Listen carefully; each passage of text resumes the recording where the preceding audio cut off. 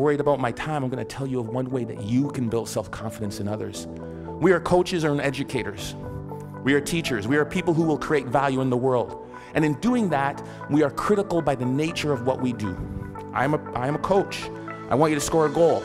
Ball went over high. Dang it, the ball went high. Thank you, coach, I know that. Feedback tells me that. So what do? I need you to put your elbow or here. I need you to put your knee over the ball. I need you to follow through. Boom, land, great. Notice I never made it as a professional.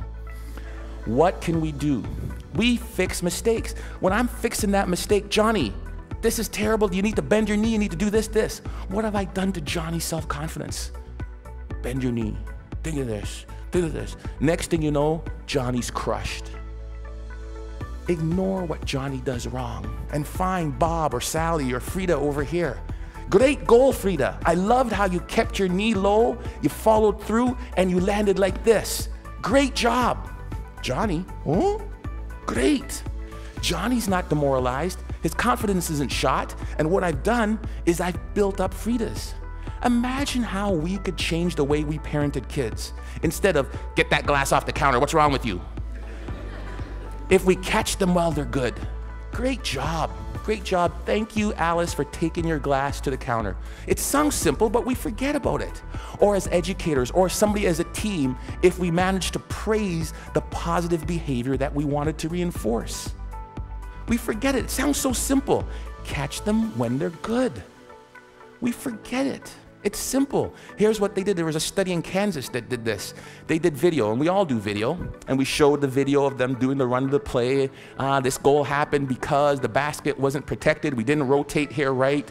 We needed to do this and then to cover the slot. And if that's the baseline, improvement of the Kansas State team went like this. Then they said they ignored all of that, and they just showed them the times they did it right. The times they did it perfect, that presented no goals, spoke to the same points, improvement went like that. It changed and revolutionized the way we as coaches interact with our student athletes. We can apply that to the business world, we can apply that to our student group works, we can apply that to our management teams easily. Catch them when they're good. Last and certainly not least, my son is really good at this. Self-confident people interpret feedback the way they choose to. I asked my son, who is by the far terrible athlete, gets it from his dad.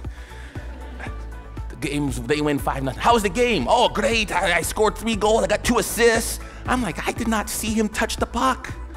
But he has his own perception of how he did. I love it, right? I'm that guy. I'm like, I remember when I was taking when I met my wife, it was in the comments.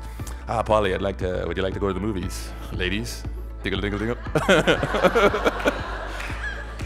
And she goes, no. I ask her again, because I think that she just hasn't seen me in the right light. Maybe that's not the wrong shirt on, right? Because I'm interpreting that the way I want to interpret it. Finally, I ask her out again. She gives me this one comment, right? Or she sent it through her friend, because that's the way you did it back then. She wouldn't date you unless it was the last person on Earth, that hell was freezing over, there was a small chance we had to save the planet Earth. Some people's like, there's no chance. I'm like, you're saying there's a chance. Right? Because that's how I'm going to interpret it. If I could give you one thing to take from this, it is, no one will believe in you unless you do. Listen to the words of that video. Here's to the crazy ones, the misfits, the rebels, the troublemakers, the round pegs in the square holes. We're supposed to be different, folks. And when people look at us, believe in yourself. Thank you.